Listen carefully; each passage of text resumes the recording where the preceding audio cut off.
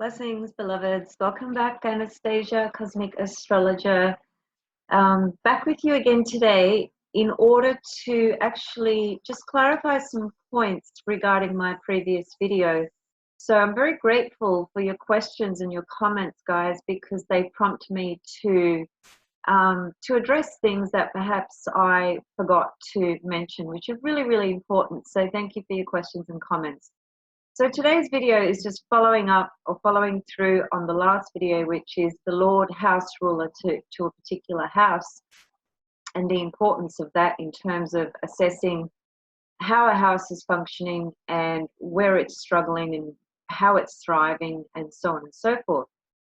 Now, I've listed underneath the previous video the aspects that you need to use, but I'll just mention them now.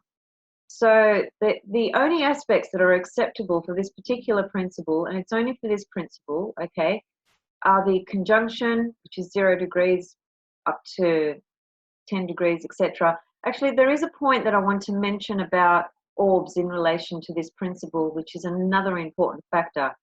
First off, the aspects of the conjunction, the square, the opposition, the trine, and the sextile. Conjunction, square, opposition, trine, and sextile.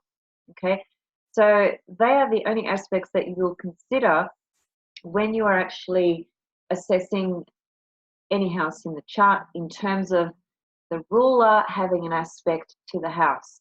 Okay, that's the first point. The second point is regarding orbs, there is no orb with this principle. Okay, so what I mean by that is if you have the ruling planet to your 7th house, making a trine to your 7th house, but the distance of the orb is quite large, such as 15, 18, 20 degrees, it doesn't matter, it still counts. This is a very, very important point, because traditionally when we are working with aspects, and we are working with aspects in the form of one planet to another planet, or planet to an asteroid, or whatever the case may be, we use a set of orbs for the different aspects. Each aspect has a different orb. Usually the orbs are quite tight, and in this case, though, with this particular principle, you don't need to worry about orbs. Okay, so that's very important to remember and to understand. So just to give you another example, if you had the ruler to your 2nd house forming a conjunction, let's just say you had, to keep it simple, you had Taurus on the 2nd house cusp, which would make Venus the ruler. Now, if your 2nd house cusp was 0 degrees of Taurus and Venus was at 20 degrees of Taurus, which is quite a long way away, it's 20 degrees away from your 2nd house cusp, it doesn't matter, it still counts. Okay, Venus is conjunct the 2nd house cusp, therefore Venus, being the ruler, is actually assisting and supporting your 2nd house.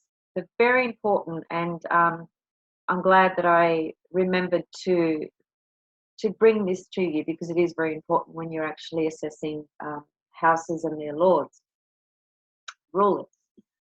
So the aspects, the orbs, which I've just explained to you, and the third thing, 2 more things actually that I want to explain to you. The third thing is that somebody asked a question about the ruler to their 7th house is making a square to that 7th house. Would that be an indication of difficulties with regards to relationships? And the answer is no, because the fact that your ruling planet to your 7th house, for example, is forming a square, in the way we would traditionally interpret a square aspect, yes, the traditional meaning to a square is tension, okay? Tension-provoking energy.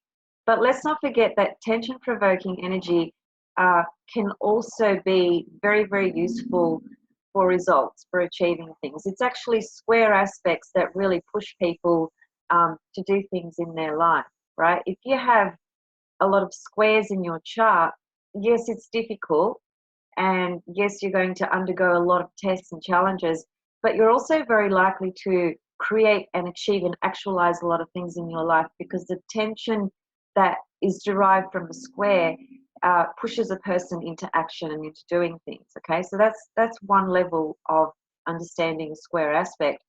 But when you are assessing it from the principle of this particular technique, which is assessing the Lord ruler to each house, you are not taking into consideration the fact that a square or an opposition can bring about challenges and so forth. All you really want to see is that the planetary ruler to a particular house is forming either a conjunction, a square, an opposition, a trine, or a sextile. Don't worry about the orb. Don't worry about the nature of the aspect. Just the fact that a ruler is forming an aspect to a particular house is simply making a statement that this house and its ruler have a connection. They have a direct connection and relationship. And it's like two energies coming together that fit together, that need to be together. So it doesn't matter about the type of aspect. So just disregard the meaning to aspects for this particular principle. Okay.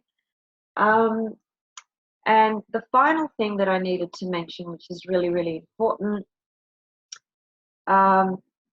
if you have a planet that is in detriment or fall, and it happens to be the ruler to a particular house, such as your 7th or your 2nd or your 5th or your 10th, whatever. Normally when a planet is in detriment and fall, it loses a lot of points, okay? It loses a lot in terms of its ability to completely actualize and bring forth what it truly represents and what it truly has to offer, okay? And that remains true.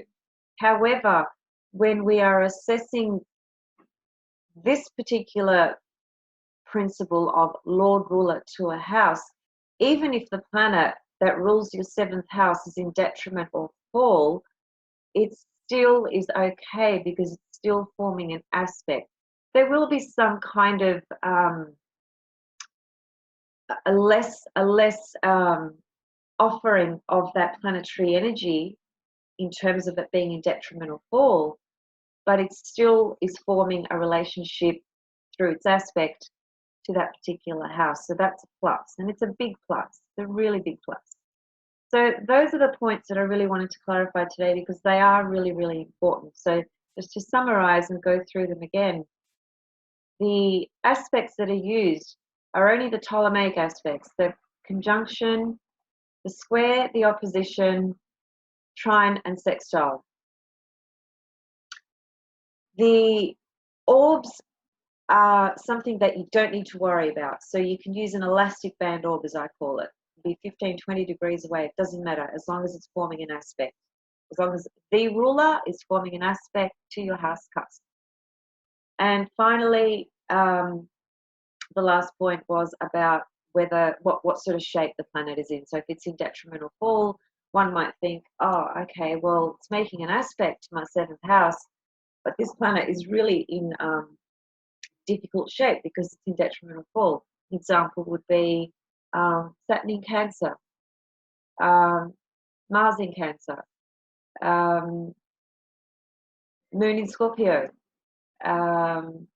Mercury in Sagittarius. All those examples that I just gave, those planets in those signs are either in their detriment or fall, okay?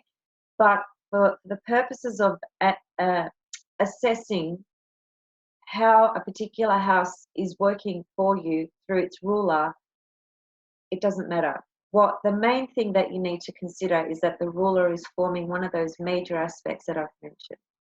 Okay, so that's what I wanted to just clarify and bring to you, in addition to what I've already discussed in the previous video. So if you're watching this video first, most of what I said will have a lot of gaps, so please watch the previous video in order to make sense of what I've just shared with you today. And I know this information is going to be helpful, because this completes the the way you would actually assess a ruler to a house cusp. Okay, so I'll leave it there, and I'll be back soon with another video, probably do some more work on the secondary progressed moon. It's been a couple of questions about other phases of the moon. I've only discussed the balsamic moon phase, so stay tuned. I'll be back with you soon, guys. Thanks so much for watching again, and thank you so much for your beautiful, beautiful comments and expressions and questions, and I really am very grateful and very appreciative of you guys tuning into my work, my craft, something that I love dearly from my heart and soul, and I have got a lot more to offer and give, and so just please stay tuned, and please hit the subscribe button if you haven't, and feel free to email me and contact me if you wish to have some kind of reading. And don't forget rectified charts. So if you need just chart rectification, you can just have that done.